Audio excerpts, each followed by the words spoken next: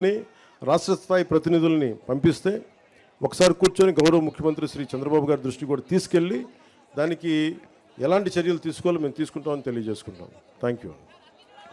అలాగే ప్రత్యేకించి గౌరవ ముఖ్యమంత్రి అనుభవజ్ఞులు శ్రీ నారా చంద్రబాబు నాయుడు గారికి మైసూరవారిపల్లి నుంచి ప్రత్యేకంగా నా కృతజ్ఞతలు తెలియజేసుకుంటున్నాను.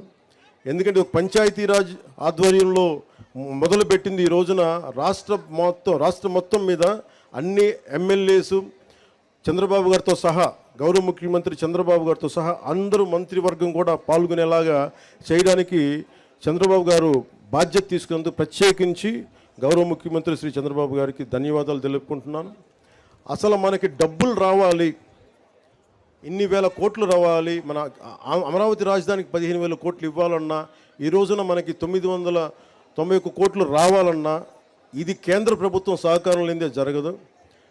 నాకు చాలా ఇష్టమైన వ్యక్తి, ఇష్టమైన నాయకుడు, ఈ దేశానికే వెన్నెముక్కి బలం ఇచ్చిన నాయకుడు శ్రీ నరేంద్ర మోదీ గారికి ప్రత్యేకంగా ధన్యవాదాలు తెలుపుకుంటూ, మా ఆంధ్రప్రదేశ్కి అండగా ఉన్నందుకు, మా సమస్యలను అర్థం చేసుకున్నందుకు, ఎన్డీఏ ప్రభుత్వాన్ని ముందుండి నడిపిస్తున్న ప్రత్యేకంగా వారికి నా హృదయపూర్వక ధన్యవాదాలు తెలుపుకుంటా ఉన్నాను.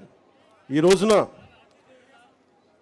ఒక చిన్నపాటి కదలిక మొదలు పెడితే ఈ రోజున మనకున్న ఇన్ని కోట్ల మంది జనాభాలో ఈ రోజున ప్రతి గ్రామ సభలు, అన్ని గ్రామ సభలు 13,326 పంచాయతీలు గ్రామ సభలని ఈ రోజున లెక్క పెడితే 1 కోటి మంది పాల్గొన్నారు. ఈ రోజున గ్రామ సభలో 13,320 కోటి మంది పాల్గొన్నారు.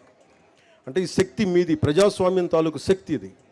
అందుకని భవిష్యత్తులో ప్రతి సంవత్సరం జరగబోయే అన్ని గ్రామ సభల్లో మీరు పాల్గొని మీరు మీ వంతు ప్రజాస్వామ్యం, మీ వంతు బాధ్యత నిర్వహిస్తారని మనస్ఫూర్తిగా తెలియజేసుకుంటున్నాను. సో మనస్ఫూర్తిగా మరోమారు సోదరి సంయుక్త గారికి, మా ఆడపడుచులకి, పెద్దలకి, వేదిక పేరున్న పెద్దలకి, మా భవిష్యత్తు మీదే, మీరు ఇలాగే ఆనందంతో కేరింతలు కొట్టాలి. మీరు తలుచుకుంటే దేశం మారిపోదు. మీరు తలుచుకున్నారు, ప్రభుత్వం మారిపోయింది.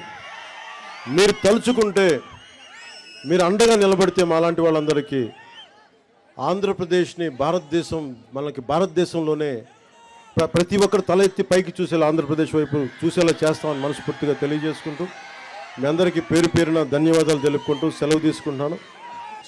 మన పంచాయతీలు కదలిక ముందుకు తీసుకెళ్లేలాగా మీ అందరికీ ప్రత్యేకంగా ధన్యవాదాలు తెలుపుకుంటూ సెలవు తీసుకుంటున్నాను. జై హింద్.